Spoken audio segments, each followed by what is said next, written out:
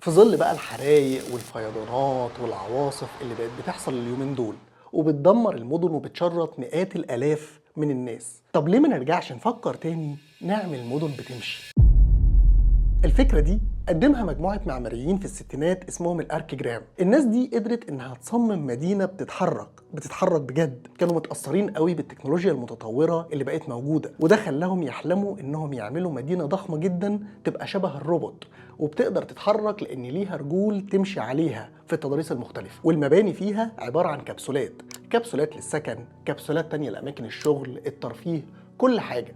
وبكده يبقى فيها كل الخدمات، وطبعا فيها أنظمة طاقة ومية ونفايات هتبقى مستقلة تماما ومعتمدة على نفسها، وده يخليها تقدر تتحرك في أي مكان زي ما هي عايزة. وكان الهدف من ده إن لما يحصل كوارث بيئية زي ما بيحصل دلوقتي مش بيهجروا الناس ويخليهم يسيبوا بيوتهم، لأ، هم هيحركوا المدينة نفسها بكل الناس اللي فيها. طبعا دي كانت فكرة طموحة قوي وكان يستحيل تنفيذها على أرض الواقع، بس برضه هتفضل واحدة من أهم الأفكار اللي اتقدمت وبتدرس لغاية النهاردة في كليات العمارة. السؤال هنا بقى، بعد 60 سنة وإحنا دلوقتي في 2025، ممكن نطبق فكرة زي دي؟ أقول لكم حاجة؟